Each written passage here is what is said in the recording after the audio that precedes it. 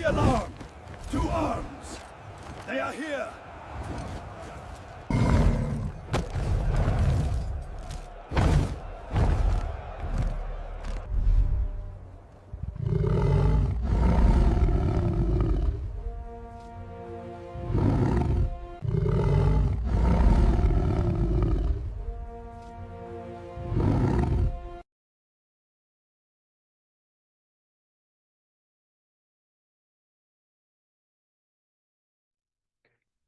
Good evening, and welcome to the Watchmen'S Report. I'm Cody Higley, and tonight we're joined, as always, by Jason Foreman. We might have a special guest popping in, not 100% confirmed yet, but we might have somebody joining us here. But we're going to talk in depth about last night's Marion City Council meeting, and it was a fun one, folks. Don't know how many of you out there got a chance to watch it, but there were a lot of hot topics and good discussion. So we're going to play segments of that meeting and provide the commentary that only the Watchmen'S Report can provide you with. You won't get this kind of gold anywhere else in the city of Marion or surrounding counties. So it should be a great episode. Jay, how are you doing on this? I'm doing pretty good. That was, yeah, man, people miss out if they don't watch these meetings or go to them because they can get pretty crazy. That they can. And like I said, there's not a shortage of really important issues facing the city right now. We have a deadline fast approaching from the auditor of state for the city of Marion to provide a viable plan, a viable action plan to tackle its fiscal caution status. And that comes down to revenue generation plans or proposals. And then also what we thought were substantive cuts to spending. But Jay, sometimes what you think ain't always what is. I know that's right. That seems to be the situation right now as it stands with this fourth version of the 2026 expense budget, which the city is currently debating. As our good buddy, the Swamp Fox, and man, oh man, that guy is something else. He just goes through, takes his paws to those ledgers and creates these brilliant spreadsheets with all this information in an easily readable, easily digestible format. Yeah, and then he'll give that analysis. That's important. The team, there's a whole bunch of expertise here, and the Swamp is definitely one of them, the Fox. What's with the formatting of the raw spreadsheets, Mr. Cody? Well, if you look at the budget worksheets that have been done over the last couple of years for the city of Marion, and you got to think in 2025, 2024, and the first part of 2025, that would have been done by former Director of Budget and Finance, Tacey Courtright. She has a background in public finance, public accounting. Now I think she's doing the finance work for Ridgedale Schools, as I understand. Before she came to the city of Marion, I think she was over at Mansfield Senior or maybe Madison over there in Richland County. But anyway, that's her background. So the worksheets that she compiled and the financial reporting was pretty solid as far as the formatting, the templates that were used. That ain't the case right now. We have her replacement is Chelsea Troiano, who was working as the internal auditor, I think for a fairly short period of time under the now departed, not dead, she's not dead, she's departed from the position, folks, Miranda McGinnis. And they're all jacked up. Now, is it an issue with New World and pulling data in? Is it deliberate to like obfuscate understanding and to confuse the issue? Because if you're handed a printout like Marion City Council members are that contains the figures from 2025's budget, and it might have 2024 on there, and then you're given 2026 proposal 1, formatting's different, proposal 2, formatting's even different than proposal 1, so on and so forth. You have to sit down and you have to reformat it. And then it's not giving you all the other information. So that's what the Swamp Fox is doing. Swamp Fox is showing you percentage increases by line item. He's showing you a side-by-side comparison between budget years broken down in each column, and then giving you additional information like percentage increases per line item in a given budget or fund, department, what have you. Makes it easier to read. Makes it easier to read, and that's what Marion City Council should be getting. I mean, to be honest, if you're paying somebody, what, I think around $80,000 a year, and that's their job. And last night, as we'll probably see here shortly, as we watch the video, the recording from the council meeting, that question was brought up. Is kind of like that scene in Office Space, you know, where they're getting ready to fire people and they bring them in. They're like, so what do you do here? You know, that's kind of where I'm at. Like, we're kind of like that dude that comes in there and just tells them everything, right? Yeah, pretty much. You know, and it was said, oh, this takes months. You know, we visit with each department head, and it takes us a long time. It takes us months to go through this and to prepare this. I don't know. I find that hard to believe when you look at what that first proposal was, and for 2026, that heavily inflated proposed budget for 2026, that was nearly $20 million right for the general fund, with huge increases in salaries and benefits, pretty much across the board. And then, so that comes out November 17th, I think, is when it sounds was about right. brought up for council. And then within 2 weeks, you have the announcement by Mayor Bill Collins that the city has reached out to the Auditor of State to declare fiscal distress, have them come in, and then they were subsequently placed in fiscal caution. So that's when he gave his directive to cut spending by 10%, a target of 10% for each department. Well, again, that budget that was first proposed was $4.5 million more than 2025's actual figures were. Right. So what good does it do really to cut 10% off of a highly inflated budget? That's not going to help you.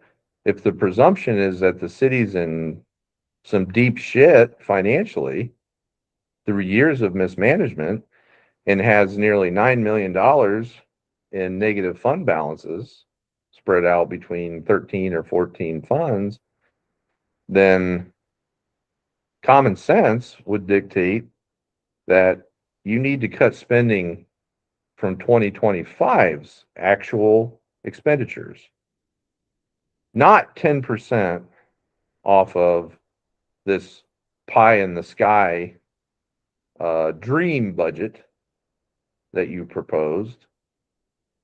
So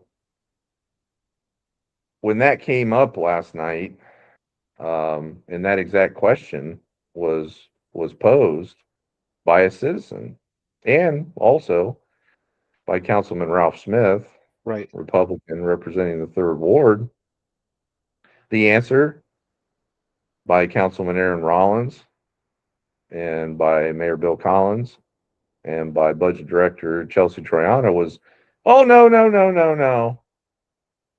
Those cuts were always intended to be off of that heavily inflated original version of the 2026 budget.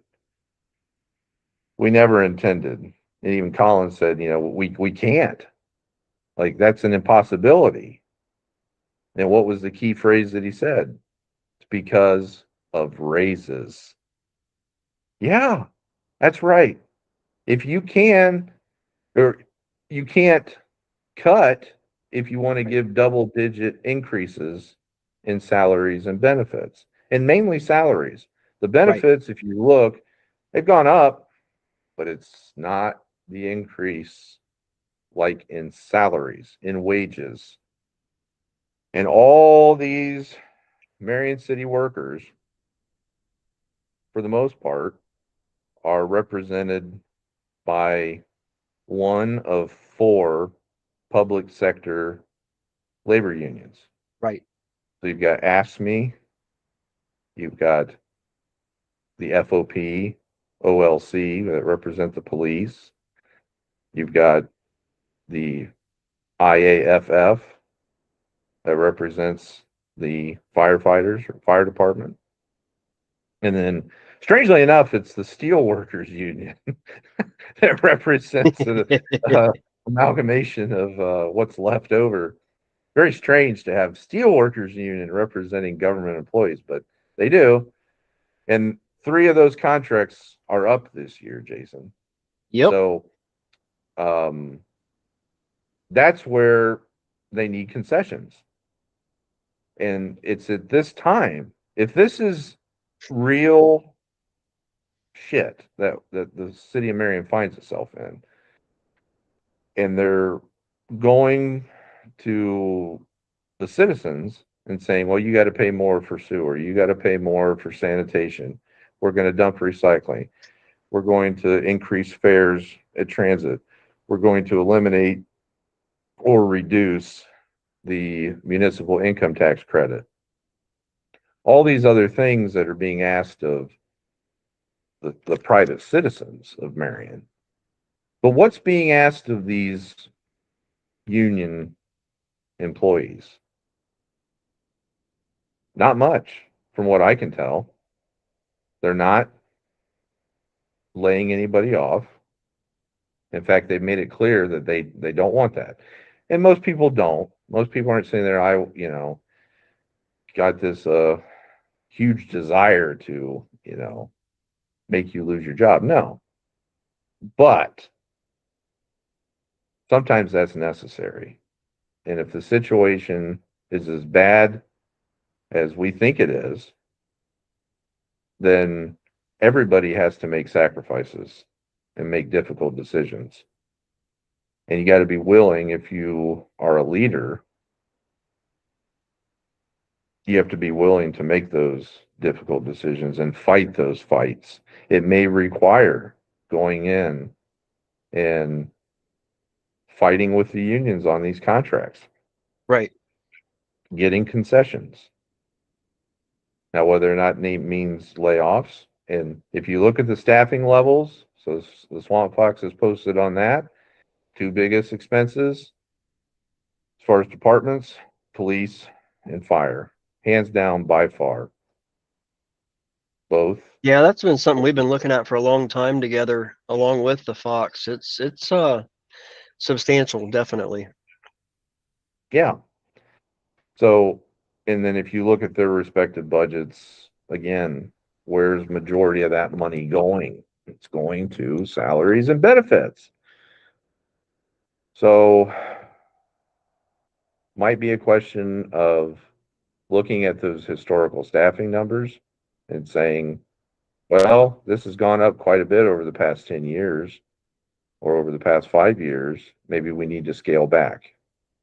And then certainly you need to consider pay freezes.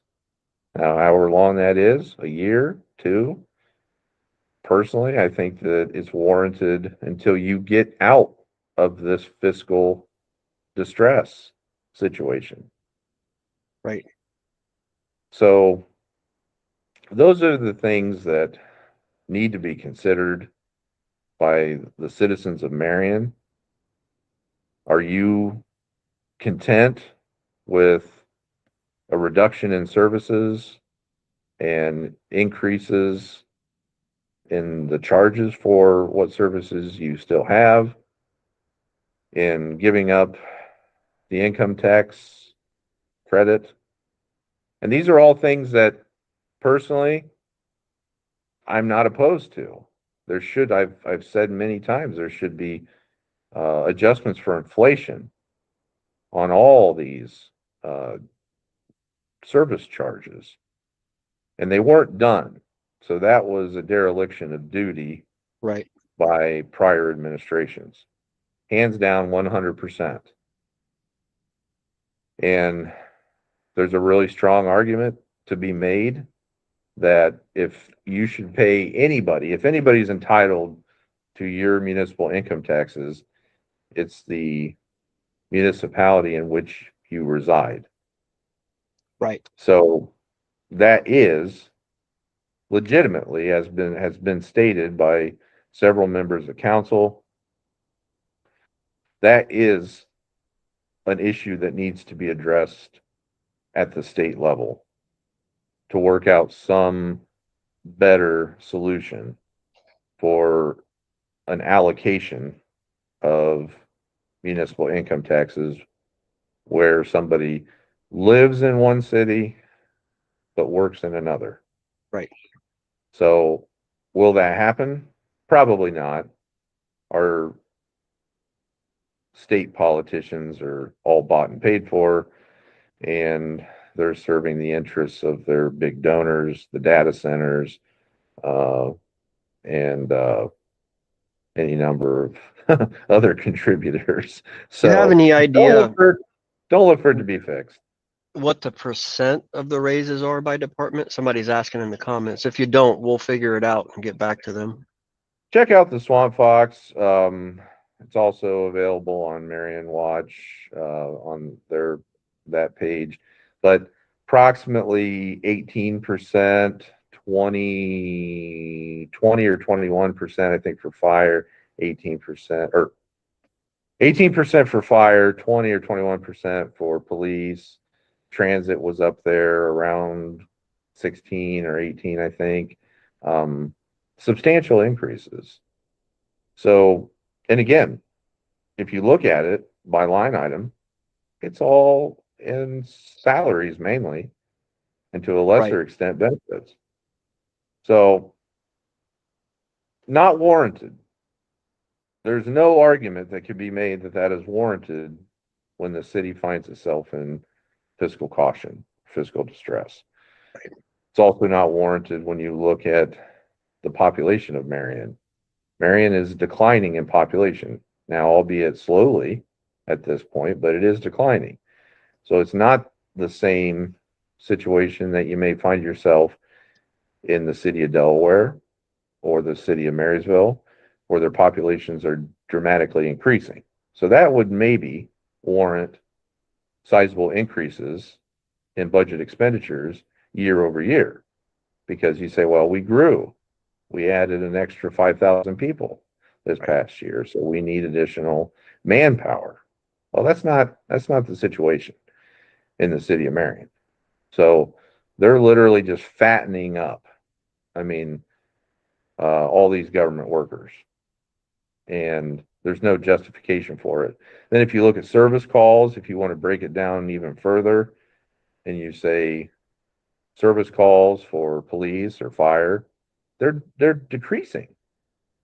And they would probably say, well, that's because we're out there in force and we're doing an excellent job. That might be, and bravo, kudos. tip the old hat. But you're still engaged in fewer service calls, Right. but yet making huge amounts more in compensation. And hopefully someday So, we can grow, and get out of this. What we can in the inner team we talk about is this long-term financial black hole that's kind of sucked everything down into it, because this has been going on for a long time. It didn't just happen. So we no, kind it of, didn't just happen. It went from, and honestly, Jason, I mean, I think we've talked about this before. It'd be a little bit of a tangent or an aside, but Marion was controlled and kind of destroyed by the private sector unions in the 1960s up until pretty much everything was destroyed by the 1980s, 1990s, if you want to extend it just a little bit further. But then who took their place? It was the public sector unions. So that's all it was. And it's not sustainable. Like, it's not. It's not sustainable at all. And unless those groups, those unions, make genuine concessions, substantive concessions, um, you're just going to keep going, squeezing that turnip just more and more and more until whatever remains of your productive class in the city of Marion leaves. And then you're left with people who don't work, don't produce, don't pay taxes. Then your situation gets even worse. So, that's what we're talking about. And it's just having people, if having skin in the game and doing their fair share, you know. So there's nothing wrong about going to these unions, going to these city workers and saying, hey guys, you make a living in this city, a good living, but we're in tough times. There's been mismanagement of this city for years, and we're trying to fix it because we want what's best for the city in the long term, for the people of Marion, and for you and your departments. So, we're going to ask you to do XYZ. We're going to agree to a pay freeze, maybe agree to a couple layoffs, and they did it. The other thing, Jason, the city was faced with very difficult times following the Great Recession of 2008, culminated, got kind of the worst in the city around 2011, 2012. They laid people off. right. They had layoffs. Sure, sir. They laid people off. That's when they had a super majority in council. The Democrats did it. So as a good red-blooded American conservative, like I don't get it. Like, do what you need to do in order to be fiscally responsible. Right. And not, I mean, it's maddening. I don't know. I don't know. What do you think? I think it's all crazy. It's disturbing. It gives me a headache, quite frankly. And we've seen the aftermath of the aforementioned administration, and they passed a lot of things on to this administration until one day they woke up with all this data in their laps and they're like, what do we do with it? And they put their foot down and they said, we got to do something about it. But they've got a lot of crazy and what looks to me like, I'm not really political, but it looks to me like politics going on. Now, council, I'm not really including all of them in that because they took a cut and they seem to be pretty, they're patriots, honestly. We got Ralph constantly just, he's like a little ninja. And Chuck Norris. right. And we got Pam, we talk to these people all day, all week, even on the weekends. They talk to us and they tell us, they give us feedback. We give them suggestions. We pass things back and forth, documents. We let them weigh in on this stuff, and these people know what's going on. We just gotta come to an agreement to fix it, because like everybody keeps saying, the state's not gonna care who's holding up the ball game here. They put the hammer down, it's not gonna be good. And I know we got a lot of comments on some other pages floating around, and we did a little bit of intel, and Pam started it actually, and then I finished it today. A lot of these people, as far as what their Facebook demographics say, aren't even in Marion or anywhere near it. So I don't know why they're weighing in on it, but believe me, and Cody's the financial guy here in the two of us. He can tell you bringing the state in and having them dictate everything is not going to be good. It's going to be even more painful, probably. Would you agree with that, Mr. Cody? Well, yes, but if they don't do what is necessary on their own voluntarily, then I don't know. I'm kind of the opinion now that let the state come in and enforce it. You're either going to take your medicine or we're going to force it down your throat. And that's pretty much where the city of Marion finds itself. And Right. you may not like being held down and having that medicine jammed down your throat. But sometimes, if you're an obstinate little boy, that's what you got to do. So they've they've just got to they've got to suck it up. I I commended them. You can't say that I didn't, Jay, and you Right. did as well. Yep. I commended them for tackling this, for taking that step. The first road or step on the road to recovery, Jay, is admitting that you have a problem. That's And right. that's pretty much what Mayor Bill Collins did. To his credit. Again, Right. bravo. Let's give him a round of applause. You admitted it. Okay. Now you're in recovery. You're at the facility. So now you have to do the hard work. Right. You got to work the steps, man. Right. Yeah, you got to work those steps. And you're skipping steps. You're cheating by just saying, we're going to make everybody in the city pay more, but we ain't going to fix our spending problem. You got to cut that habit. Cut that big government, big spending habit. Cut it now. Right. Gone. Get rid of it. So, I mean, I'm sure it's a well, lot harder now that they don't have full reign to be able to go over these appropriations. So there's that. But sorry, go ahead. no, you're absolutely correct. You know, nobody likes austerity. Nobody likes dieting.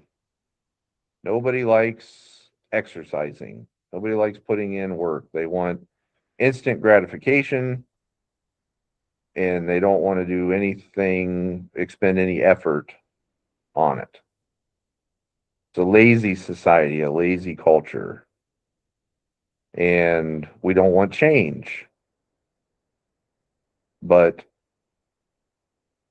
the road that the city of Marion was on was a road paved to hell and despair. And all you have to do is look around. I mean, you're born and raised in this area, generations before you, same with me. Drive around. It's depressing. And I'm talking the commercial districts, even outside of the city of Marion. Drive down Marion Mount Gilead Road, State Route 95, Mount Vernon Avenue, whatever the hell you want to call it. It's the same thoroughfare. Go down Delaware Avenue. Remember when I was a kid? Go to the mall. Drive up all the restaurants and businesses down Delaware Avenue. Same thing on 95. Yep. Now what do you see? The only businesses that are being started are smoke shops vape shops, bong shops, and these video game like casino type things that I don't even know what the hell they are. That's everywhere. It's Yeah, literally everywhere now.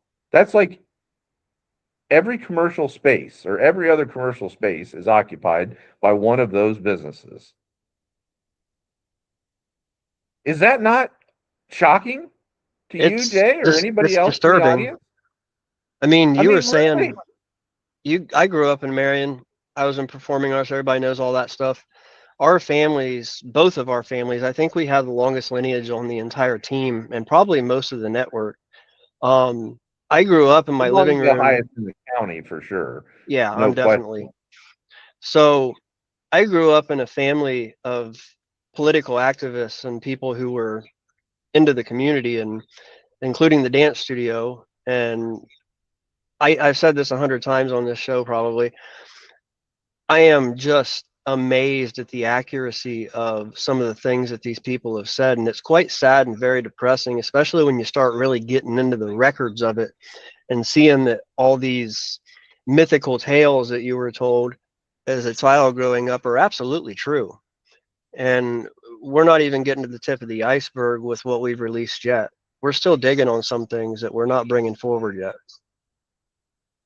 And I do remember when Marion was, in the 80s and 90s growing up, um, was way better, and I hope to get back to that, but we got to get through all this first and fix it. And there's going to be some hard decisions. And the ones who are spearheading this, pay attention to these guys because these are your leaders and the ones that are causing problems or are afraid that they won't get reelected. Uh, it kind of makes me kind of be like, are they more worried about getting elected or fixing the actual issues here? You know what I mean? Yeah, totally. You need those people to step up again to do what's right. But having the proper historical perspective is key. And it's something that nobody has, even people that lived it. I just had a conversation with individual in their 80s, and basically the same thing I just brought up as far as you experienced. They arguably experienced Marion in one of its heydays. I mean, Yep. the 50s and the 60s, probably you could argue that was as much of a peak of Marian civilization as the turn of the century to the 1920s. Right.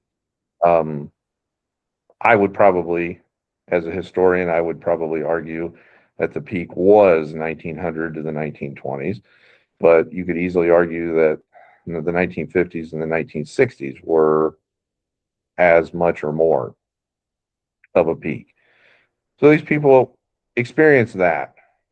Right. And now, and I looked at this person, I said, how do you not just tear your hair out and run around the streets of Marion screaming Right. as you pass another bong store Another or bong another store. vape shop or casino or whatever the hell those places are? Like, I don't know what they uh, are. you see them everywhere. They're I know. everywhere now. You Yeah, my know, mom's in that age group, and she talks to me very, very candidly about her opinions on what we're doing. We make her a nervous wreck, but she loves it, by the way. Um, and she'll tell you, man, she'll be like, when I was in high school, she would have been in high school in the 60s, I think. She was born in the 40s. So late 50s, early 60s, somewhere around there.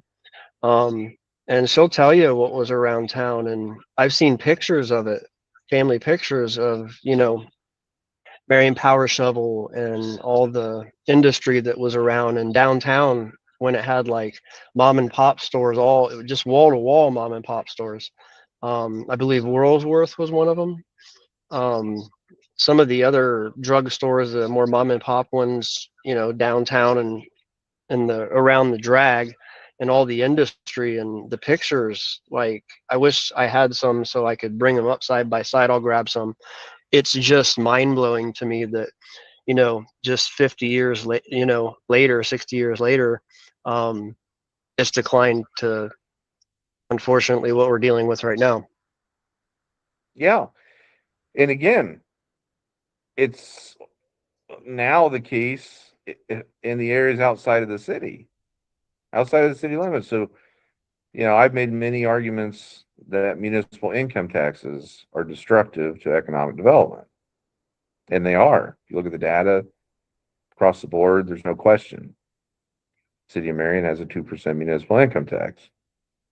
Marion Township doesn't. So if you're a business there on 95 or southern part of Delaware Avenue, you're not in the city. You're not paying part of your net profits in the form of municipal income taxes. And yet they're struggling. Right. So we've seen a continued deterioration, not only inside the city of Marion in that respect, as far as commercial businesses, retail establishments, that sort of thing, but it's also extending out into areas that were 10, 15, 20 years ago were doing comparatively well outside of the city limits. So I don't want to focus too much on that, but yeah, we can move into the council meeting. Yeah, you have to have the proper perspective and a vision. And part of the vision needs to be in relation to this budget and this fiscal distress, needs to be, hey, we've got some hard times here. Everybody has to go along with this, has to sacrifice to do what is needed in order for the city of Marion and all the residents of Marion to have a brighter future. So go ahead, Jay, pull up the video. Do you have any timestamp you need right off the bat? Well, it starts with the municipal income tax, right around 3.5, 4 minutes, I think. Again, let me preface this before we roll the clip. That was part of a revenue generation plan by the Collins administration. Right. Back in 2023, former Democrat Councilman Ayers Ratliff proposed an ordinance that granted a 100% tax credit to Marion City residents who are employed outside of the city and pay municipal income taxes to the municipality where they work. Right.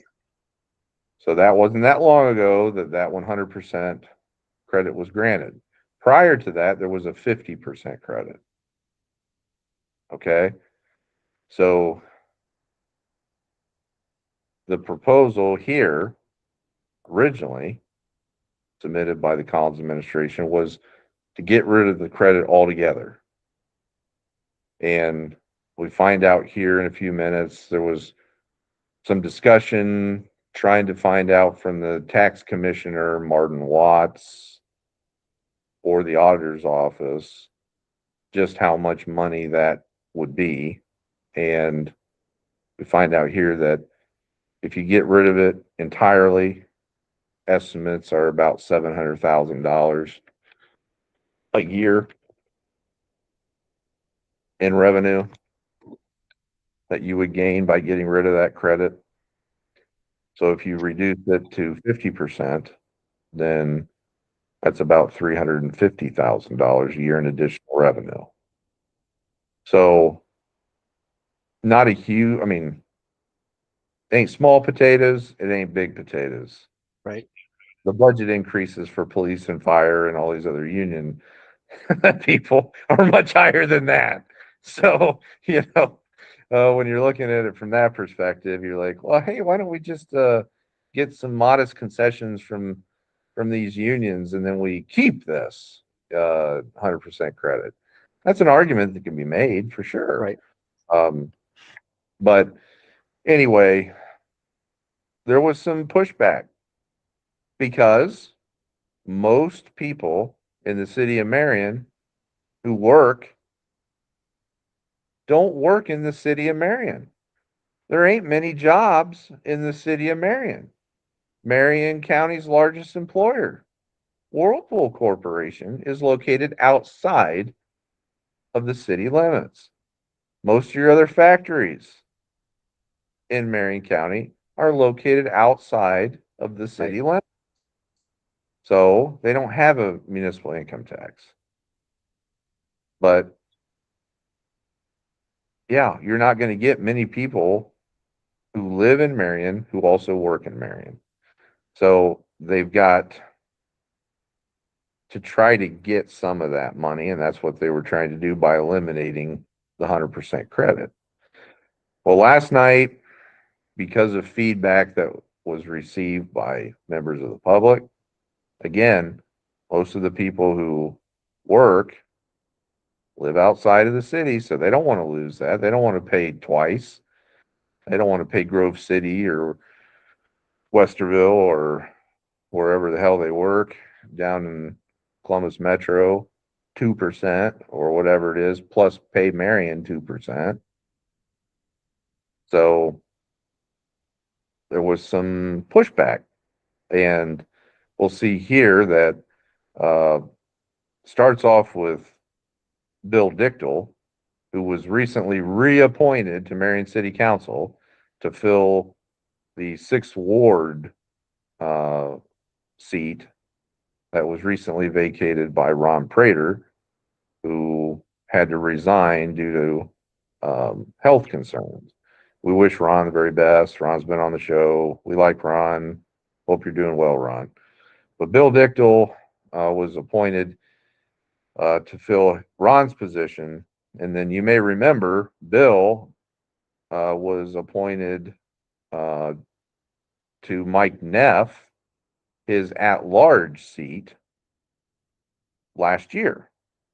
So Bill was on council for several months last year, and then he was defeated. He did not get elected in November, so he lost his seat in January. So Bill's back. Bill starts off this discussion kind of informally saying that he works outside of the city of Marion, and he is not in favor of a total elimination of the tax credit. That is then subsequently followed up by Councilman Sean Barr, Republican of the 1st Ward.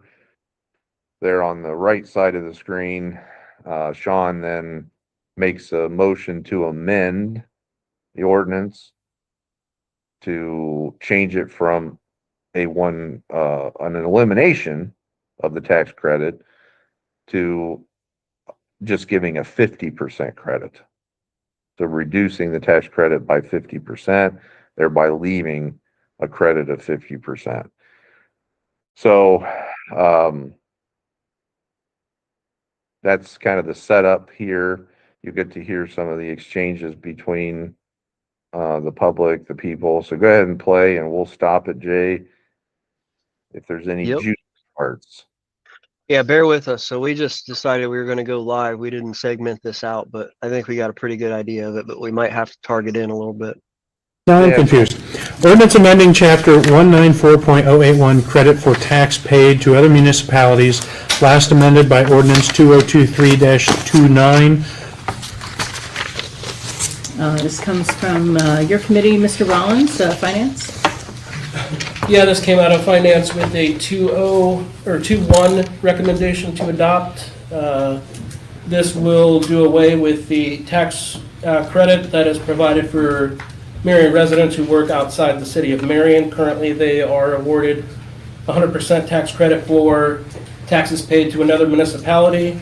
This ordinance would do away with said credit. This would be the second reading. Okay. Yeah, of course. Oh, yes, Mr. Arston.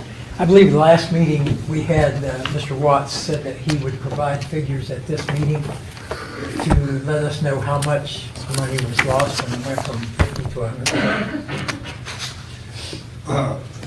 We estimate it's around 350,000 that we lost from going from 50% to 100%. That's an estimate. It's, it's hard to calculate based on the amounts of money that come in each year. Now, are those exact figures or an estimate? Well, that would be an exact figure from what we collected last year, but Okay. there's variations between what we collect every year.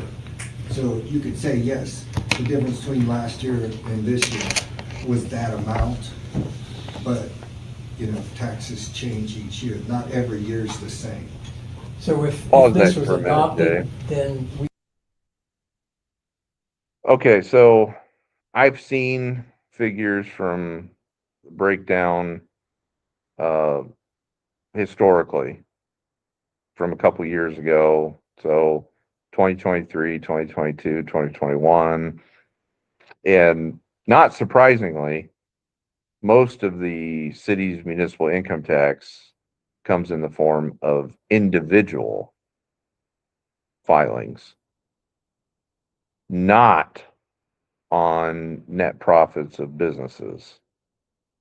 So I thought that was interesting, but it stands to reason because just like we were saying, what businesses exist in the city of Marion, with the exception of, a few restaurants and fast food places and, stuff like that. So yeah, most of it is off of these individual taxpayer filings. Go ahead. could expect to recover probably $750,000 in income. Is that I correct? would say around 700, Around yes. 700. Thank you. Mr. Dichtel? I have two questions. The first is for the law director. I already talked to them, but I wanted to make this public. This affects me in a big way because my full-time job is outside of the city. So I would like him to explain why I am or am not allowed to vote on this ordinance. Thank you, Mr. Dichtel. You can fast forward This just issue's a certainly come up minute or in the past. get rid of Russell. The tax laws for the state, your nation. Taxes to the city of Marion. So I come paying full taxes to the city I work in, which are similar to Marion's, and then I come back and I'm paying, going to be required to pay full taxes to the city of Marion. So it would be, if it's 2% in each city, and let's say it's a $50,000 job, I'm just throwing a number out there, that would be $1,000 I'm paying to city A, and then $1,000 to city B, and I'm not getting same services from both cities.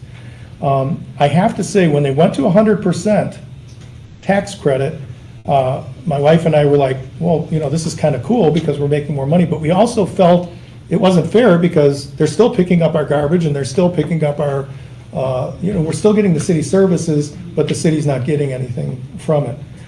But is it different because I'm in the county of Marion and I pay my license plate fees here and I do all that stuff? Do I need to pay my license plate fees over in Crawford County or another county because I use their roads too? So it gets a little iffy. I just think, in my opinion, we have to pay something, but you're double taxing people. I worked in the city and lived in the city and then lost my job, not through a fault of my own, and had to go outside of the city for a job. So if I was still in the job I had previously, why I moved to Marion in the first place, I wouldn't be worried about this. But right now, I'm gonna be double taxed, and honestly, I'd rather have my city, my money going to Marion 100%, but you're asking people it may prevent people from moving into the city because they're gonna be double taxed. So I think a fairer thing would be to go back to the 50% as opposed to 100% on there. I know we're in a financial emergency. I know we need the money, but I think you're gonna scare people away. Go ahead and pause that, Jay. Yeah. Thank you. Now, do you think anybody really pays attention to what municipal income tax rates are when they're searching for a community to reside in?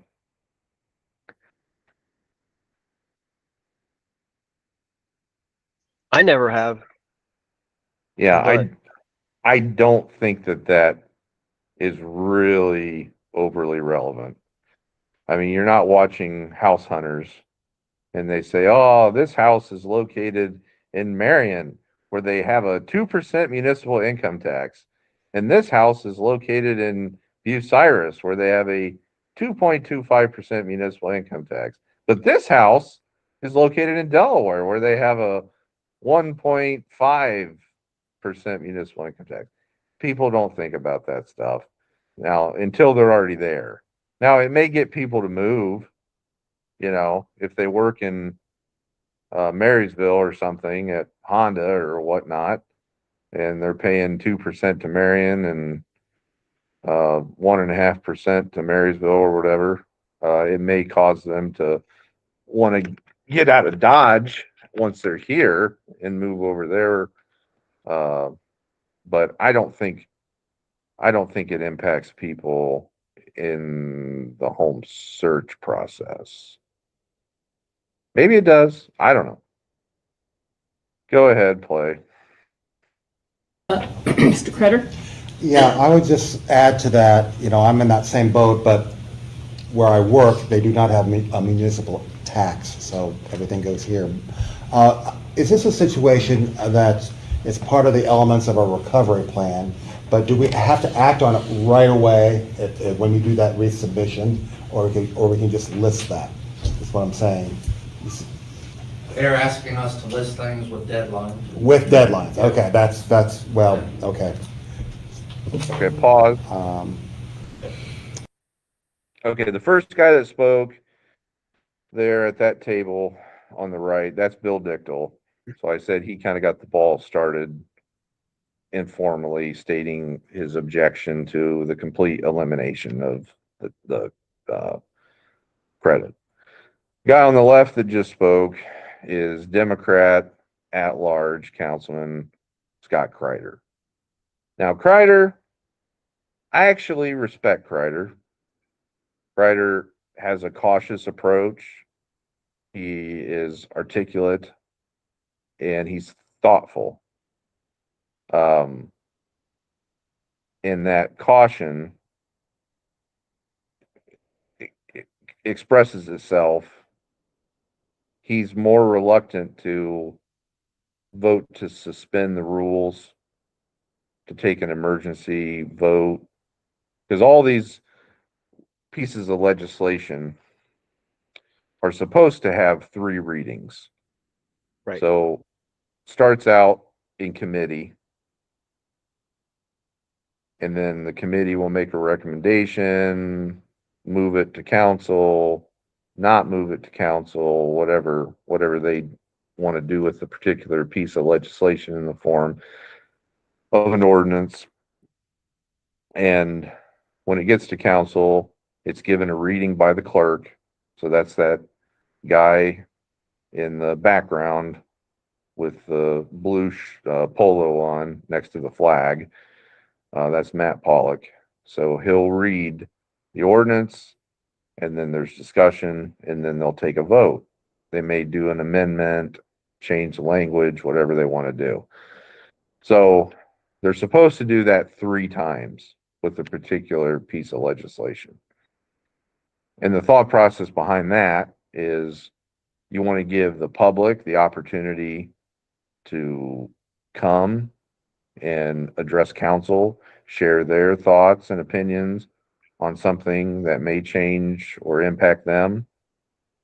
It also encourages debate and discussion amongst council members and administration to make any necessary changes to try to make sure that that piece of legislation, that law, is going to be in its best form when it is enacted. Or it could be shot down. Either way. So Kreider is much more of the mindset, it seems. He's new to council. He just got put on in January, sworn in January 1st of this year. He's done that a number of times where he wants to take his time and think about things. And I commend him for it, because some of these things, they'll vote to suspend the rules. when this is a brand new piece of legislation, and then, that's it. Then it's enacted. And you had one night to talk about it a little bit, and then it became law. So that's basically what he's saying here is to Collins is, do we have to pass this like now, or do we have to pass this before April 1st or whatever, according to the auditor of state? Is the auditor of state going to say, well, you guys screwed up? You didn't pass this elimination of the income tax credit, so we're taking over, And Collins says, well, we have to list what our action plan items are, and we have to have dates, or we have to have deadlines. Well, I don't know. I probably would have done a follow-up and said, so does that mean that it absolutely has to be enacted by ordinance prior to April 1st? Or can we debate this a little longer and figure out the best plan? Right, Jay? I mean, that makes sense? Makes sense to me. So that's what Kreider, I think a follow-up question to that would have been warranted. But I think most people, if you listen to them, you kind of get the gist of it. They have to list dates and list deadlines. But it doesn't mean that it has to be in April, it sounds like. So go ahead and play. That's pretty much all I had. So, yeah. Anything else? So, Madam President? Yes. There is one housekeeping measure. At the last meeting, Councilperson Ralph Smith inquired about the last sentence of the section 1, right, the last, very forward. last paragraph of section E, is This in the part very took last section, way too 2023. long. This was a To make huge distraction in my opinion. And even in Russell, that was Mark Russell. That was longtime Democrat law director for the city of Marion, Mark Russell. And basically what they go on here for, I don't know how long, Jay, but there was some suggestions to edit some of the language in the ordinance. And it was basically meaningless, superfluous language. And they went on and on and on about it, and took a vote on whether or not to amend the language. And then there was confusion on what they were voting on. So yeah, let's see where we're at here.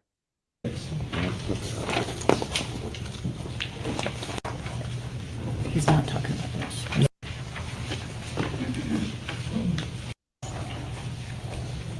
Council, everybody find all that? Motion. Just gonna have a comment. Also, Okay. go ahead. Kimberly Mayer, 890 Gephardt Street. So the topic is about tax money for people that chose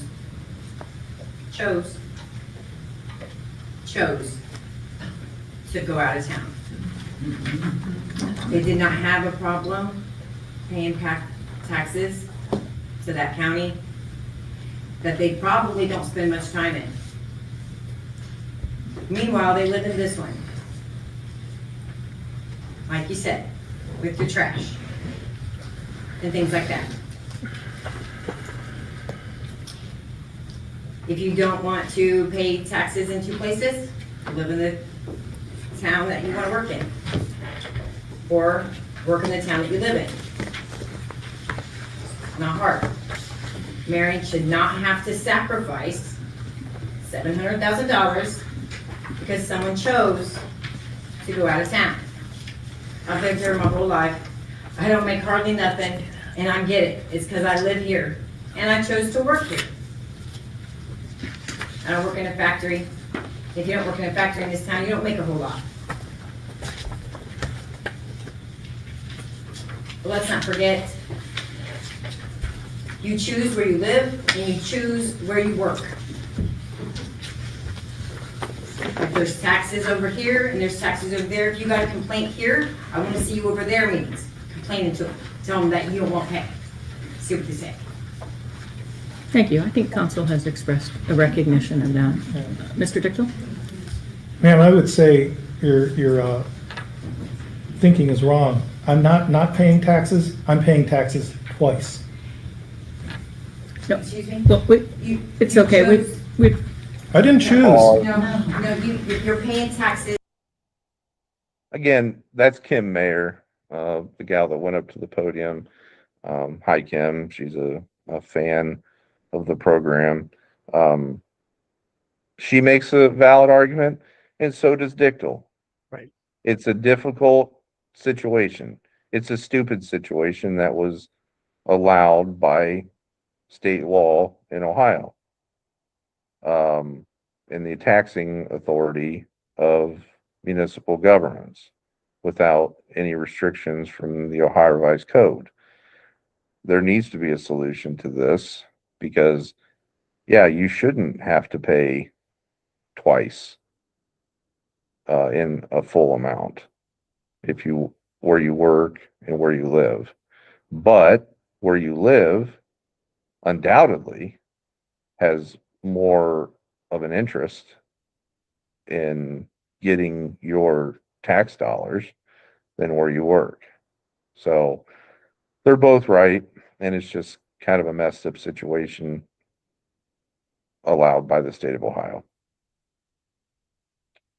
Go ahead and play, and let's see if you see Collins stand up. We want to get that section, that little fight I'll make the between amendment, him or and motion Rollins. to amend it as in, that's enough. Yeah. I'll make the amendment, or motion to amend it as in 018-8. Okay. We have a motion to amend as the law Go ahead and director fast just forward a little explained. bit, just a little. Like I said, if you see Collins get up, No. that's the key.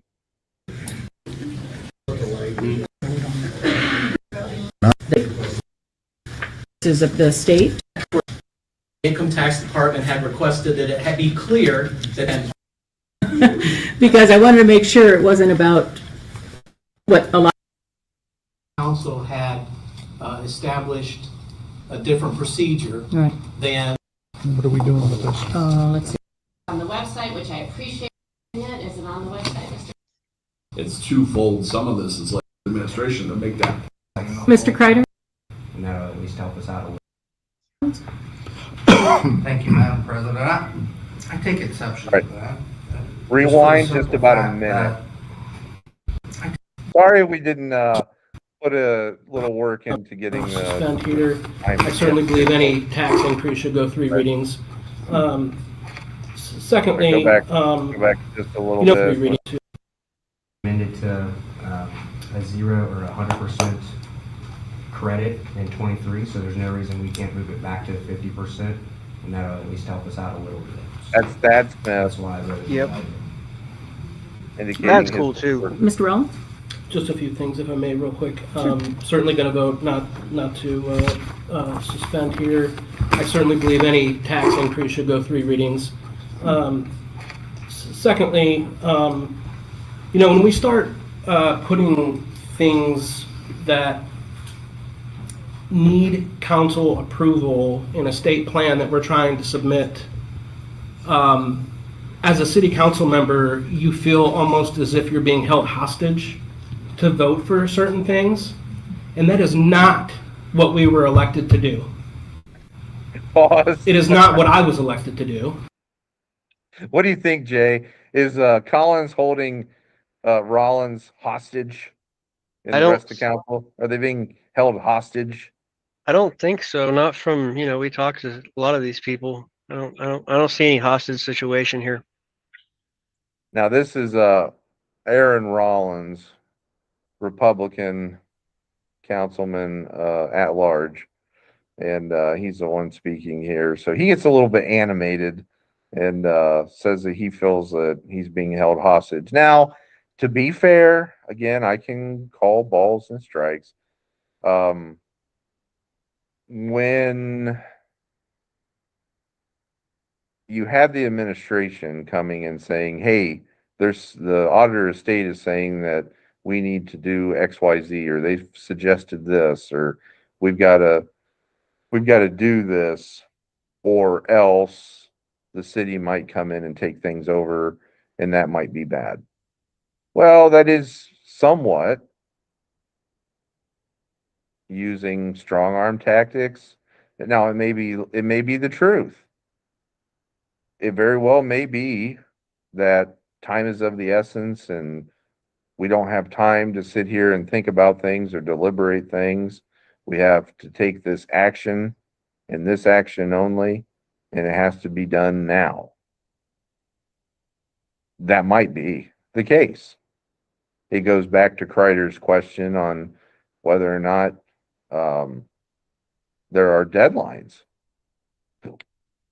for the action plan items. Or does council have more time to deliberate, to think about these things intelligently, to have discussions, to make amendments? Because if you make an amendment to an ordinance that was up for consideration, it goes back to a first reading. Right. It doesn't proceed as amended to the subsequent second or third reading and final vote. So that's kind of where the trickiness of the situation comes into play. So Rollins thinks that they're being pressured, that council's being held hostage. And I get where he's coming from. Now, do I think that council legitimately is being held hostage? No. I mean, as far as I know, Collins hasn't bound and gagged any of them and, threatened bodily harm if they didn't pass a particular ordinance with the emergency provision. But I get where he's coming from. I do. Go ahead. So I'm just letting you know how it makes people feel. It certainly makes me feel as a council member when we include these things in a state plan that we have little involvement in really putting together. It's almost like you're being held hostage to vote for some of these things. I'm not going to vote for them. If it costs me votes in the future, so be it. But I won't be held hostage. That's all I'll say. Mayor Collins? Thank you, Madam President. I take exception to that, just for the simple fact that we were tasked with putting this plan together.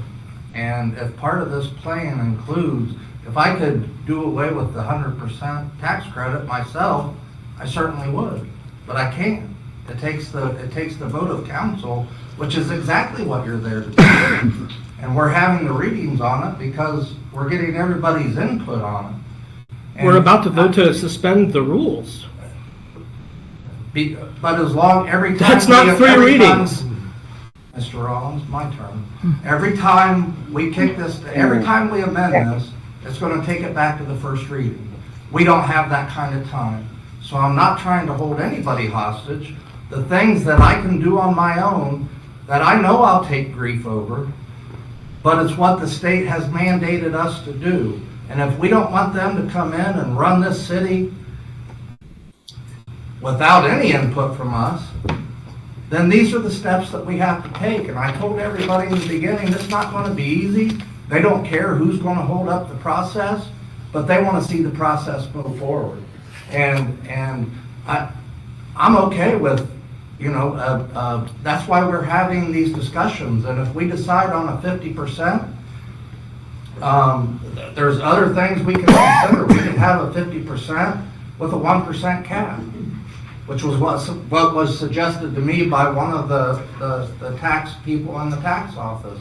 They do it in other cities where you might get a 50% credit, but it has a 1% cap, so it helps a little bit. It's not, it helps a little bit more. But I'm okay with the conversation. I'm okay with the discussion. I'm not okay with saying that we're submitting a plan that's holding council hostage. Something else, Mr. Rollins? You know, it would have prevented the amendments and then returning this to a first reading if we wouldn't have rushed it through committee with crazy politics. One person voted against this in committee as it was. We rushed it through. Tell me I'm wrong. Somebody on this council, tell me I'm wrong. I will tell you, Mr. Mr. Smart. Malone. I'll tell you. The I'll committee tell you- chair resigned the day Give me after. a chance to explain, please. Rollins I is will getting tell you that spicy. it was sent to the full council, for the full council to hear, not for 3 people on the committee to decide. And that's why it was sent to council. Okay. Okay. Call the question. Madam President? Yes. I just wanted to address one more thing. I keep hearing this talk about raising taxes. We're not raising anything. This tax was voted on 12 years ago by the citizens of this community, and nowhere in that did it say we're gonna give a 50 or 100% tax credit. It was voted on. Go ahead and pause it, Jay. So we're not raising. Okay. So Rollins was sour about how this measure was voted on and sent out of finance committee. He's on Right. finance committee. So when it was sent out, it was him, Ralph Smith, there on the right table in the red shirt, Chuck Norris himself, and Twyla Lang, who now is the treasurer for the city of Marion. Twyla was chair. So her and Ralph voted to send it on to council for consideration out of finance committee as a 100% or a complete elimination of the 100% credit. Rollins voted against doing that. So he was pissed, as you can tell, got a little bit loud, a little bit boisterous there. But he was claiming politics. And Ralph Smith speaks up and says, no, we sent it on from committee so that it would have more time for discussion by council at large.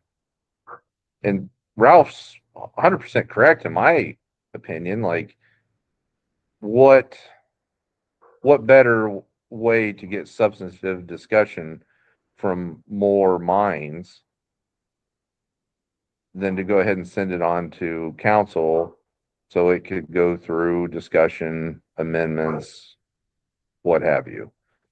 So I don't get that. Do you, Jay, with Rollins getting all pissed off? And mainly he thinks that Twyla knew, he said this, that Twyla knew that she was going to be resigning the next day or announcing her resignation to become treasurer, and that it was somehow politics for her to go ahead and go to that finance committee meeting the night before she announced her resignation and to go ahead and vote on this to move it on to council out of committee.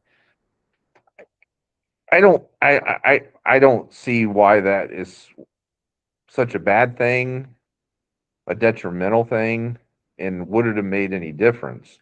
They appointed Dan Clark to council or to the finance committee. So unless Dan was going to vote against it, would it really make any difference?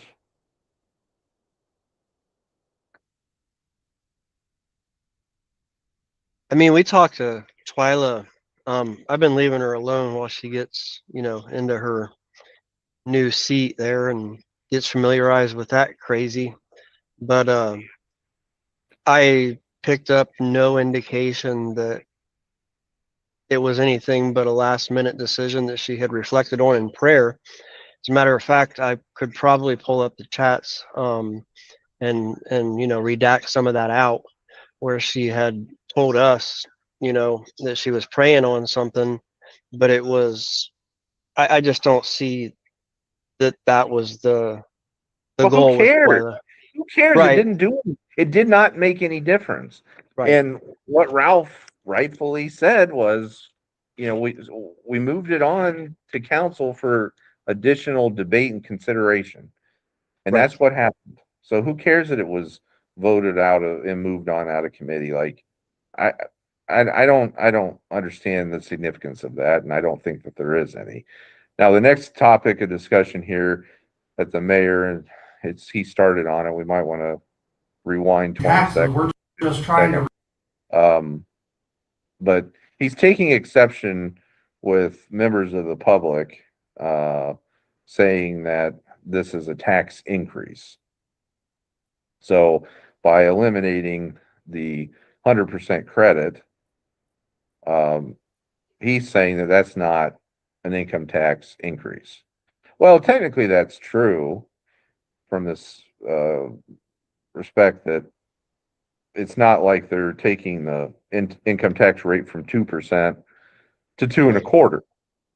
However, if you pay $1,000 in municipal income taxes in 2025, and the next year you pay $1,500 in municipal income taxes, did your municipal income taxes increase? Did your liability, how much money is coming out of your pocket, did that increase? Yes, it did. So it's a semantics situation, but it is an increase to a good segment of people. Right. It's not a rate increase, but it is a tax increase. So go ahead and play, Jay. anything.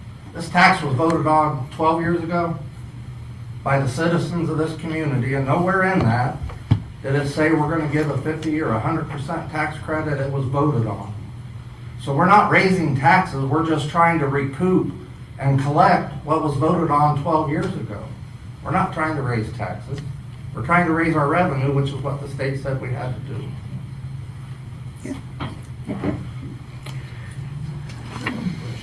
All right. Can I call the roll? Yes, let's call the roll for the motion to suspend. Now I'll speak. Not right now, thank you. Madam President, can I Yes. speak on this motion? What if she wants to speak on the motion? Yeah, On the motion to suspend the 3 readings? yeah. Oh. That's exactly what I'm thinking. Okay, No. Thank you. sure. All right, I think Thank you. the substantive So, discussion yeah, is pretty well over on this issue, folks. So what ended up happening is they did successfully vote to amend the proposed ordinance, which was in itself an amendment. So they changed it from an elimination of the 100% tax credit, and they reduced it to a 50% tax credit. The people that voted against changing it were the 3 fellows on the left. So Dan Clark, Scott Kreider, and Aaron Rollins. Then Sean Barr, the guy on the right, far right, he voted to suspend the rules, or made a motion to suspend the rules so that it would not get any additional consideration, so that the 50% reduction, if they voted to suspend the rules and then they voted to pass it, then that would have been it. Then it would have been approved officially. Well, that measure went down because they needed 7 people to vote in favor. Right. And they did not get the 7 votes that they needed to suspend the rules. So that means this matter, as a 50% reduction in the tax credit, will be given another reading in front of City Council on Monday, March 23rd. So if you are interested in this topic, and get your ass down to City Hall, the 2nd floor of City Hall, at 6:30 on Monday the 23rd, and let them know your thoughts about it. Right. Whether you're in favor of it or you're against it. But it will at least get another reading, and they could try to suspend the rules again. We'll just have to wait and see what happens. But that was the income tax issue. Jay, let's fast forward a little bit more here. Let's find the budget, the annual budget discussion, which affected by it too. And so we need to have some structure to it so that we can tell that if we have a problem. That's IT. There's also a little bit of language in here I'd like to let us keep working on as far as if something immediate comes up and our IT person's that's ability IT too. Ordinance 2025-023. Ordinance amending portions of the Marion City Code, more specifically 1183.011, 1183.0. First came zoning, which required This is the council.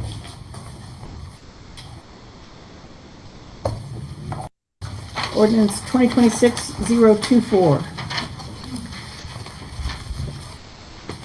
Ordinance reestablishing the Department of Public Safety / Service, repealing council's previous separation of the safety. Safety and Service Director. Ask a question. All right. Yes, go ahead. I just want to make sure that we had the proper description on that. Fast forward. and just simply reference the previous. I want to make sure I've Oh, got this language. Go ahead. I will now make a motion to suspend the 3 reading rule. okay. Motion to suspend. Yeah, this also came out of finance with a 2-1 recommendation. This will take care of the second 3 quarters of the budget year 2026. A reduction in the budget, but yet. Have a recording. All right. Mr. R. Smith? I have some questions on this. I've done a little research, and in comparing this budget, which is the 4th budget submitted to this council this year, I find that of all of these categories on here, only 4 have a decrease. The rest of them all have an increase in the budget, the amounts. And the overall budget itself is 3.66% higher than it was in 2025. Now, I was led to understand that we had to ask for a 10% reduction in the budget, but yet we're getting a 3.66% increase in the budget. We're asking the citizens of Marion to increase their tax burden. We're asking the citizens of Marion to increase their sanitation and sewer, to increase the bus routes, and to do away with recycling, in the hopes, and also not to mention the fact that City Council gave up their pay raise for the next 2 years in order to help the city out. And now we're saying that rather than reduce the budget or reduce expenses, we're going to increase expenses, and I just can't see that as a way forward. I don't think that I could support this budget the way it is right now. Mr. Rollins? Yeah, I just want to remind council that Ralph Smith, Chuck Norris, he did the knockout blow right there. I'll tell you, dropping truth bombs, Ralph W. Smith. That's exactly it. The cuts were done from the bloated 2026 original proposed budget that was unveiled November 17th, 2025. That was $4.5 million over what the actual expenditures were for the general fund in 2025. So we already talked about that at the beginning of the show. There's no reason to delve into it again deeply, but Ralph Smith, thank you for putting that out there. That's the type of conversation that needs to be had. Now, what was disappointing was Aaron Rollins over there on the left side with that slouch hat or whatever the hell you call him. He says, "Oh no. The cuts were originally supposed to be made to that inflated 2026 first version of the budget." and then Collins will come up here. And again, logically speaking, that's a bullshit, stupid argument. Ralph Smith is an intelligent man. I think he's attended almost every single council meeting. He's on finance committee. He knows what's going on.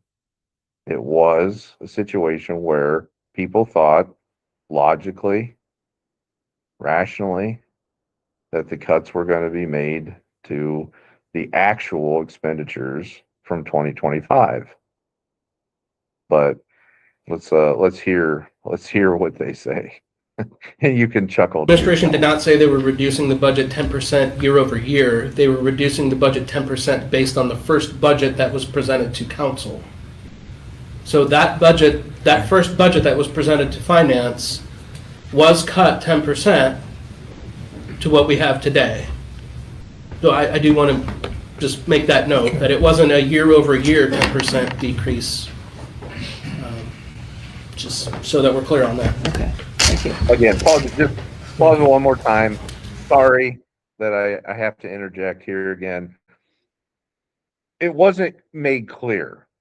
Jason, you've watched every single episode of Marion City Council as the world turns. This is our soaps, folks. You know, some people watch As the World Turns or whatever the hell the soap operas are nowadays. You know, for Jason and I, it's this right. Is our soap opera. And I don't miss an episode. Jay, I don't think Jay misses an episode. We can't. We have to know. Yeah, we have to watch this. This is must see TV. And when that whole bullshit was going on in November, early December, it was never made clear.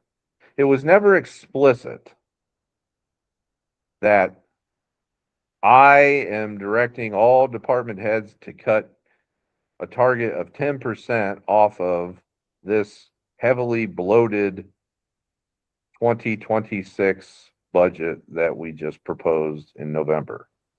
It was never stated that way. It was literally like, I have directed department heads to cut 10% from their budgets. Well, even the frickin' budget worksheets that they included with the ordinance for these 2026 proposed budgets, they have on that far right column, folks, increase, decrease from 2025. So what does that imply, Jay? That implies that you're drawing attention to 2025 as your baseline for calculations for 2026. If you were using the heavily bloated 2026 budget as your baseline for comparison for cuts, then you would say, okay, this column here is the heavily bloated original 2026 budget. This is what our revised budget is with the cuts, and this is how much we cut off of our original bloated budget for 2026.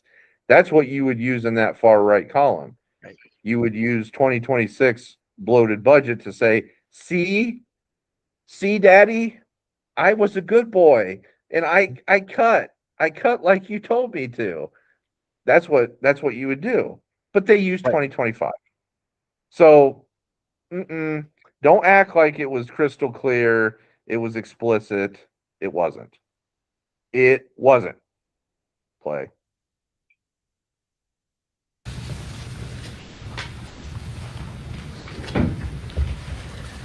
Wishes of council? Mr. Barr? I just have a quick question. I'm assuming it'd be Mr. Allen.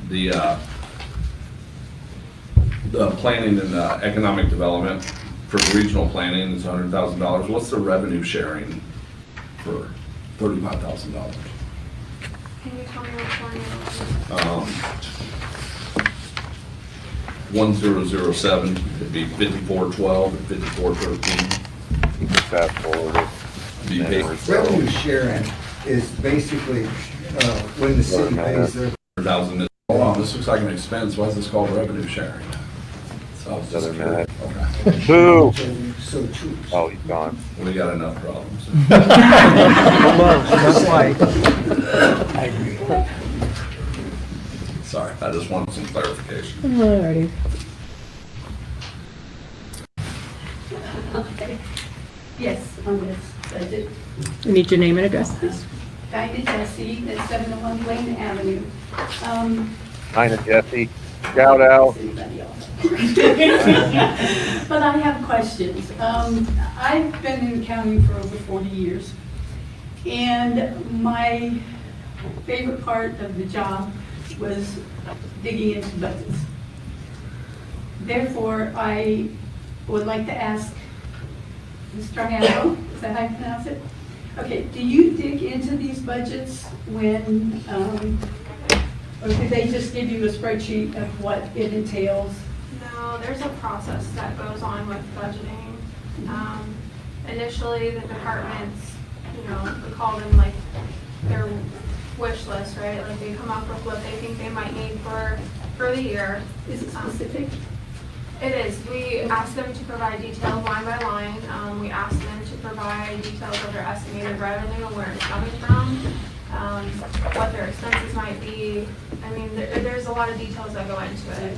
We have meetings with each of the departments and the department heads, and they come and there's conversations that are had. I mean, it lasts for weeks, months maybe, at a time to dig into each individual budget, along with other budgets. I shouldn't say other budgets, but other funds that don't have a department budgeting them. That's what I wanted to know, if it was really digging because of the last.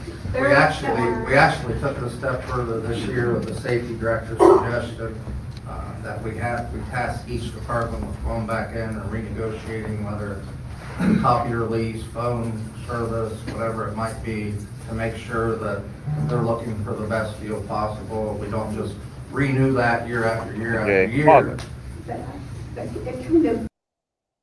Okay. Don't give me that line of shit. Don't do it. To say that we spend tons of time pouring through trying to save money when we came up with this hugely inflated original proposed budget for 2026. That was $4.5 million over what actual expenditures were in 2025. Don't give me that crap. And when most of that money is going to salary and benefit increases that are in the double digits. Okay? So sitting here and feeding us that line of bullshit, which is what it is insulting to our intelligence. Okay? Honestly, it's probably more accurate if you put on a dartboard and you had like bullseye was like a 25% increase across the board.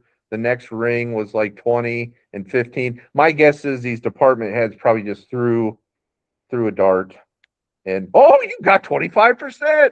Hey, police, you're getting 25%. That's how we're going to fix our budget. Oh, sorry, auditor's office, you got on the edge. You only got a 5% increase. I think that's probably more accurate on how they actually did that first proposed budget than sitting here and believing that they went through meticulously, combed through line item by line item and expense by expense and really put a lot of thought into it. That's what they need to do. But I don't think that that's what was done. Right. Go ahead. Rushed through this last meeting, so I was concerned on how deep you guys actually read the lines of the budget that were turned into you. Yeah, each of the department has they complete a form, and the form provides the detail for each one of the lines. Okay. All right, cool. Yeah. I didn't take questions. One of them anyway. Yeah. But as I said before, my favorite thing to do is budgets, and my budget is things just start dinging with me when we went over the budget and the information.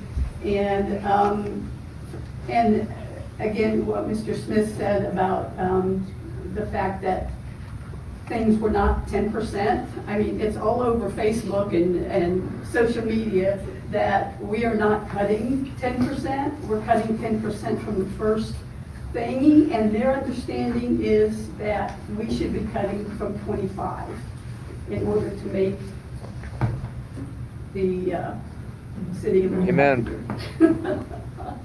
And so the public is out there yelling at what is the name of that program, or the swamp? They are a huge. Swamp Fox, yeah, boy. Got the shout out from Dinah. I do agree with some of their stuff, but they are stating that we are not cutting our budget. So the people in Marion are reacting and saying, basically, you know, that we're not doing what we're supposed to be doing. And I agree partially with them. I don't know how Mr. Collins expected it to be from the 25 budget or from the first budget of 26. It was from the first budget for revenue. And I was can tell you that there's absolutely no way that we could come into this year and cut. I mean, when you have health insurance and raises and all those things that you have to factor in, we can't state what the 2025 budget was. When you have raises, when you have double-digit raises that aren't even a reflection of additional staff hires, just raises, then it's hard to cut your budget beyond what you spent last year. You have to go, the baseline that you have to use is this wish list, this exorbitant wish list that was the first proposed 2026 budget. That was $4.5 million over what 2025's expenditures were for the general fund. That's not a sustainable course of action for a city that finds itself in fiscal distress. Right. You want to get out of this shit, you want to fix the problem, then cut spending. Really cut spending. And go ahead and increase your revenues, do what you got to do to balance the books. Take care of those negative fund balances. Right. But this is not to say we couldn't do raises, man. We got to give these government workers more money, man. These unions, they got to support me, man. Don't play me like that. Don't play me like that, Jay. Dinah knows the score. That's why she's up here spitting truth, asking the questions.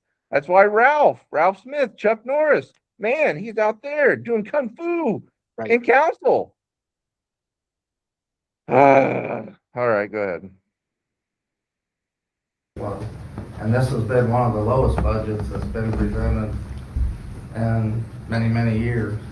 So low. That was what I wanted to know, so that I can reiterate. Sure, absolutely, and that's why we went such in depth with every department and had probably 2 or 3 meetings with each department, and every time we came back in, we'd say, can we cut this, can we cut that, can we lower that a little bit? All knowing that we had this increase in healthcare and an increase in salaries and benefits and that kind of thing to try to fit into the budget also. Ma'am. Increase salaries. I would just kind of reiterate, one of the earlier council meetings, being on council 2014 and 15, it really presented that we're essentially going back 12 years. So I just want to let you know that. So. All right. Can we get it clarified on what, why on the last edition of the budget to the recent one right now, the police department has asked for over $1 million more? Question. I'm not sure what numbers you're referring to, but they have not asked for. She's asking. Transfer in, If you're, transfer out. are you talking about the transfer in or out? Yes, probably. Pause I it. remember seeing the budget and Troiano acting all confused, saying, I don't know what you're talking about, with the police, $1 million more. You should know. You're pulling in, what, 80 grand a year salary plus benefits? Yeah, that's what you did. They increased it by that much more. It's like $1.8 million over what 2025 was. With, I think, $1 million of that, maybe slightly a little bit more, going toward increased salaries. Right. And this is not, again, it's not sitting there like we're going to beef up even more police officers. No, they're just giving them fatter pay increases. Right. Probably planning for a renegotiation of that FOP contract at the end of the year. Want to make sure we make them happy. And you can back the blue. Again, blue stripe. I wear blue stripe underwear, not brown stripe underwear, blue stripe underwear. And it's for my love of the boys and girls in blue. But again, you got to be responsible. What are you going to do? Assign a cop to every single household in the city of Marion? Because honestly, we're getting to the point where we could probably budget for that. Jay, you want a cop living with you, buddy? Just personal protection, 24/7. Sure, why not? Bodyguard. We might have some fun with the cops. Yeah, we support the cops. It's just this inflated number situation we're very highly concerned with. Yeah, and it's not just the cops. I'm an equal opportunity critic as far as the budget expenditures go. It's all the salary and benefit expenses across the whole government. That's where they have really pumped money into. Okay? Look at it. Check out the Swamp Fox. He's broken down police, fire, transit, and then the general fund and just overall expenditures. But police, fire, and transit have been broken down line item by line item. You can see where it's at. It's got percentages on there. It's got historical data, 2025, 2024, 2023. You can see it. It's right there. Comes from the budget worksheets from the city. Period. All right, go ahead. on the last, the third version of the budget, or the second version, it was $1 million less than it is at this point in time. Okay, so just to clarify something, our budget's a little bit different because revenues are not considered part of our budgeting process when brought to council. It's just expenditures. And that's why when they're reading the ordinance heading, it's just appropriations for salaries and benefits and other expenditures. Nothing in here is related to revenue. So that's kind of a little bit tricky. But still, their expenses will Correct. be over Yes. over $1 million more. What are you talking about revenue? From one budget to another, and I just kind of wonder. And it's because we had a reading, or we had Chief of Police here, and he was referring to the flock cameras. Correct. And that amount of money that would supposedly keep that running for our city is over $1 million. And then 2 weeks later, So we see the budget. The difference over $1 in, million okay, so again. the difference in the expenditures is what you're seeing is for Yes. the line for transfers out, which is 1024. That money is now split between police and fire. It's not going towards Not flock, true. it's Not towards their true. revenue. Okay, all right, that's what I wanted to So make it's sure. just money Yeah. coming from the general fund out was to just- support those two departments, just to keep them more in balance. Yeah. It's very hard, it takes me a while to read through these and figure them out I too, but understand. the transfers, so income tax, like when they pass an income tax, so much is supposed to go to police and fire, right? That's a percentage. And those percentages don't Okay, add up pause, to Jay. enough to fund. Okay. This is not on point, first of all, this discussion. They're bringing up, trying to say, well, you're talking about transfers out. That's in the general fund. Right. Okay. So the general fund is the city's operational fund. So we talked about it before. It's got city hall, council, auditor, treasurer, municipal court, all the main original OG gangsta departments of the city of Marion. Well, when they had the age of big government beginning in the 1970s primarily, expanding in the 1980s, 90s, and up until today, that's when they started all these enterprise funds, special revenue funds, all these other departments, transit, aquatic center, shit like that. So when all these other MFers in this big government department era need money because they're not managed well, they're not administered well, they need to be bailed out constantly year after year. The only place they can really get it, if they can't get it from the state or federal government in the form of grant funds or intergovernmental transfers is what they would call it, or from charges for services or fares or whatever, they go to the general fund and say, hey, Marion City taxpayer, bail out this losing endeavor. And that's what they do.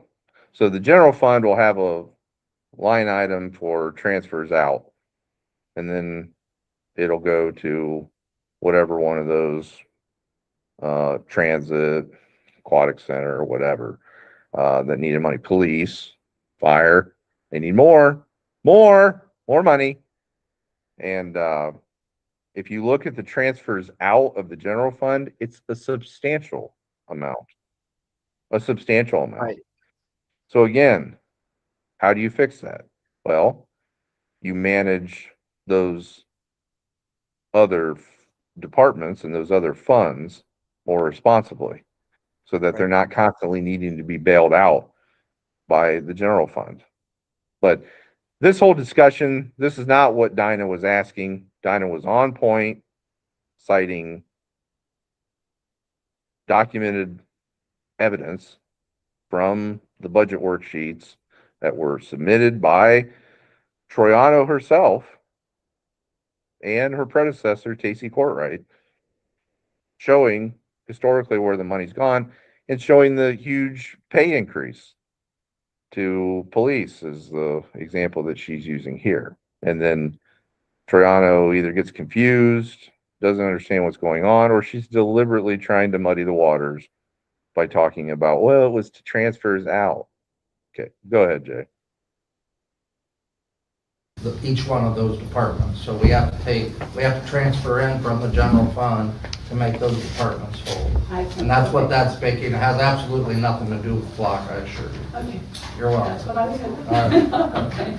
It doesn't have to do with flock, so yeah, that's true. Mr. Barr. Just another question. I know you didn't have to, but I appreciate you putting the revenue grand totals on here. Yeah. That makes it a lot nicer to be able to see, but as we can see, expenses are again outpacing revenue. And how do we go about that? I know past councils have passed on deficit spending budgets. How are we gonna close this gap? So I will say that part of that revenue does not include things that are being brought to council currently, such as the income tax or sanitation, sewers rates, things like that. Didn't want to count my chickens before they hatched. Rightfully so. Just like the service director expense is still in here at his full salary, because I didn't want to take it out before knowing if the position was going to be combined or not. So that should fill some of the gap. That's not gonna fill the whole gap though, right? No, it won't fill all of it, and that's for the enterprise funds. The general fund budget is balanced. Right. Yeah. Thank you. Thank you. All these enterprise funds Okay, are this is a still going to be councilwoman's item. bleeding money. Oh, buddy. Oh, yes. Well, Jay, what do you think about that? Oh, it's all so crazy. I think a lot of the public may not understand that these funds are largely, or have been historically really, been used to bail out these entities that should be self-sustaining. Um, that's what we get from, monitoring, you're on the page as an admin and stuff, several of them actually, but we see this and there's a lot of confusion about what these accounts are and what they do, and why we're drilling so hard on these bailouts and things of that nature, as you just put it. So it's just so crazy. They got to stop doing that, man. Yeah. And again, like Jay was just saying, I've explained it before, we've talked about it before. Enterprise funds, those are for government like activities. So basically, anything that the government is charging a fee for, or a service, a fare, a service charge, fare, fee, whatever. And they're engaging in something that is offered in the free market, like the private, there's a private alternative or something like that.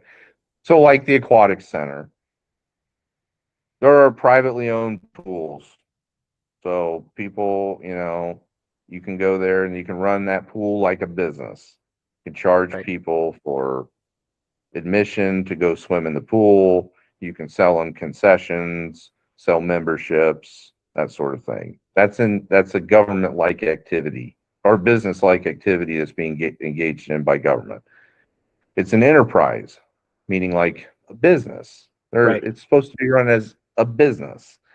Now, as the government that is involved in an enterprise or a business, they're not beholden to shareholders. They're not having to pay dividends to people who have purchased shares, or they're not beholden to a board of directors.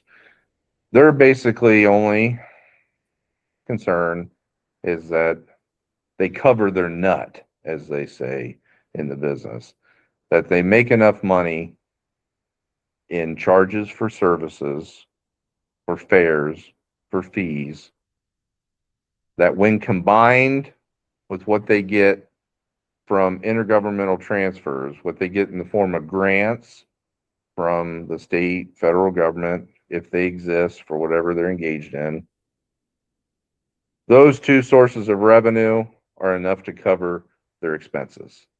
So they break even. That's how they're supposed to work. The aquatic center should break even. You should not be going to the city council and saying, if you don't give us money from the general fund to the tune of $300,000 this year, then we're broke.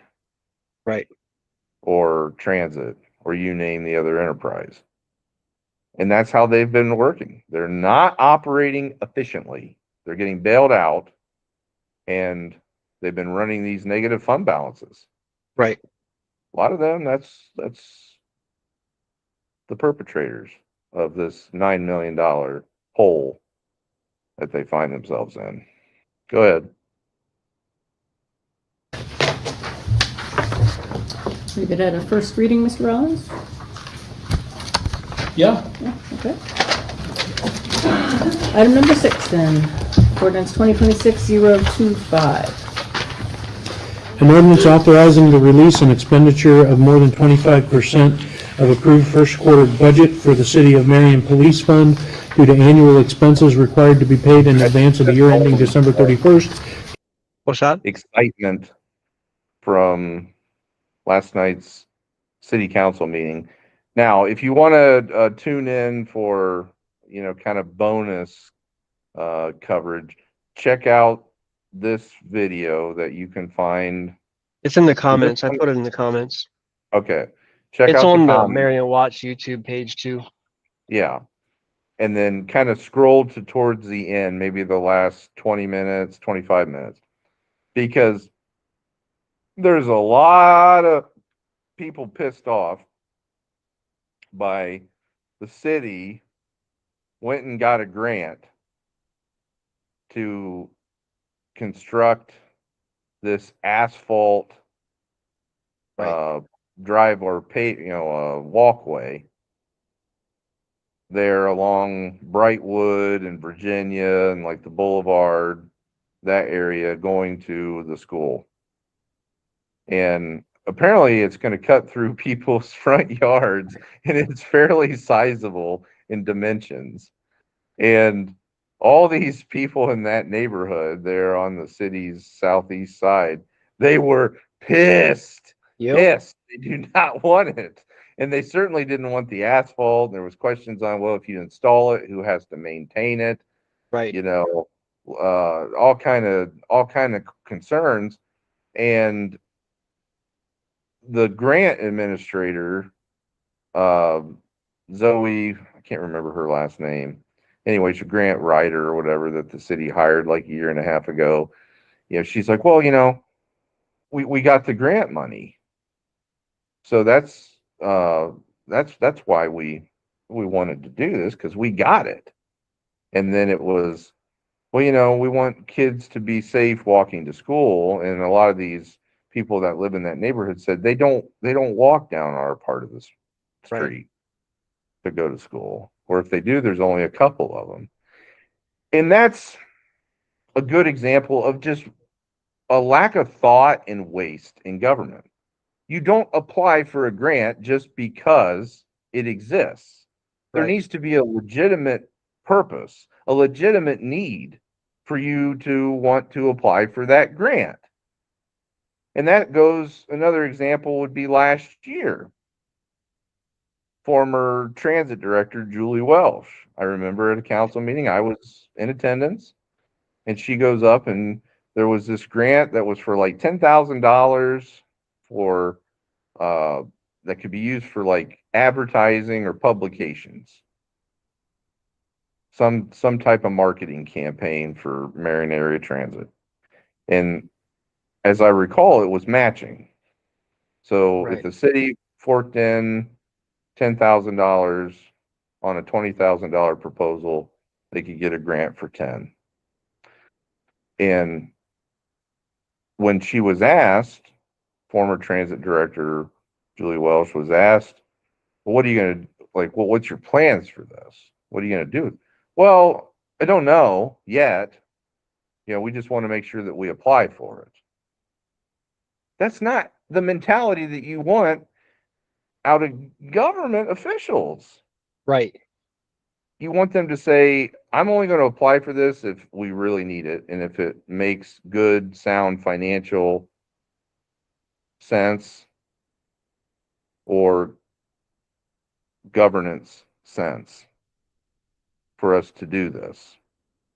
And it doesn't sound like there was much thought or consideration put into this walkway plan. It was it probably was scrolling through a list of potential grants, and they said, oh, well, we'll apply for this one, and we'll see what we get. Right. And like, oh, well, this one will give you money to put walkways in near schools and go through neighborhoods. Well, hell, let's put it here on Brightwood. Yeah, let's just do that. You know, change in mindset. That's what's needed. That's what's needed. Yeah, I like it. I like it when the community elders get up there and freak out, because they just don't. They have no hesitation. That's my old neighborhood, by the way. I grew up over in that area. Oh, did it? Does Yeah, it need a walkway? I don't when think you were so. walking to school, were there dead bodies of, like, you know, your classmates like littering the lawns of Brightwood and Virginia? Not that I because can remember. they're dangerous. That's the other thing.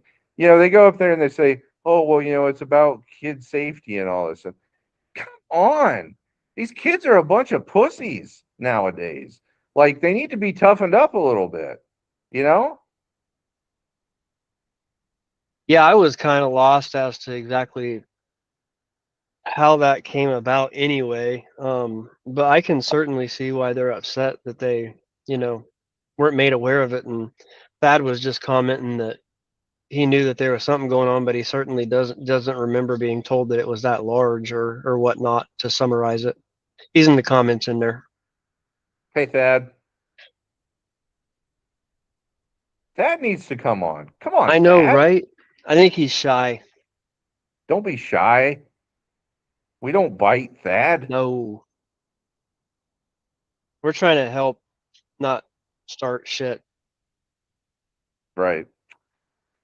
Well, anyway, folks, we've kind of gone on here. It's been a little bit long, but there was a lot of stuff to cover.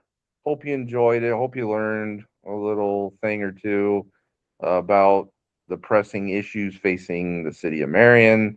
And there's time.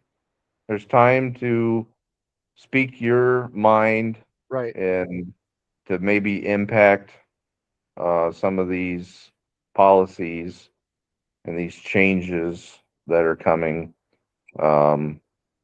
because this is just the beginning too. This is not going to be a short process.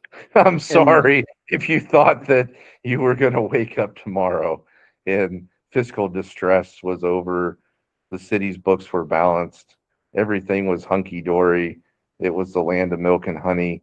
That ain't going to happen. It's going to take a good amount of time and a lot of effort and sacrifice by everyone. Everyone, including the well-fed city workers. Right. And these people do listen. So I know we have a lot of citizenry that I guess are also shy, and they are scared of city council or whatever. And we're more than happy to relay. We do it all the time, every single day almost, given the citizenry input, because we tend to report from their perspective, and we're happy to do so. But just so you guys know, these people do listen to what you're saying, and it's important to be engaged and involved. This financial and all the other crazy that's going on is very important stuff. The community should be taking notice to this, definitely. Very much so. So, again, thank you so much for joining us tonight. Tomorrow night, be sure to tune in here at the Watchmen's Report. We'll have a special guest, councilwoman representing Marion's 2nd Ward, Pam Larkin, will be joining us. And we're going to talk probably about a number of issues. I think the main focus tomorrow night, correct me if I'm wrong, Jay, is the chronic water contamination. There's no water problem. Water problems in the city of Marion, which they're lingering, folks, as much as some of these blowhards that fill the airways in Marion want to try to poo-poo things, call you a conspiracy theorist if you say something's just not right, that you're not being told the truth by Aqua Ohio or the EPA. Again, the EPA, you want to have faith in the EPA. The EPA has a pending permit to grant these data center bastards, right, so that they can pollute with all the millions and millions of gallons of water that they're draining from our waterways and aquifers. The EPA has a pending permit to say, well, we know that it causes pollution in the water when you're using that water to cool your servers and systems within these million square foot plus hyperscale data centers that are popping up everywhere in Ohio, and plans for more and more and more.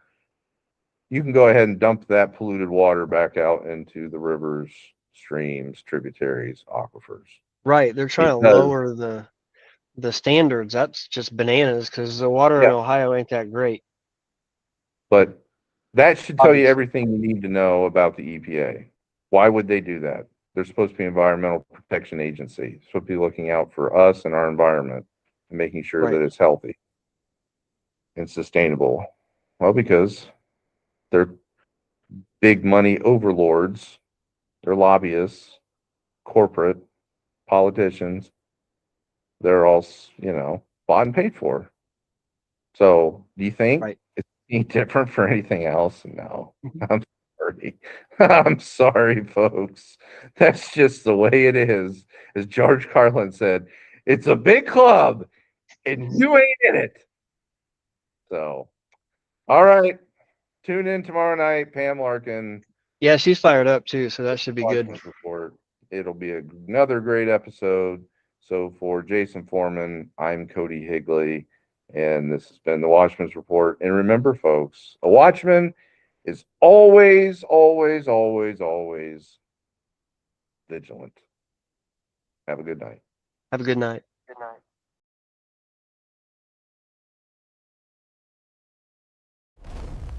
Sound the alarm! To arms! They are here!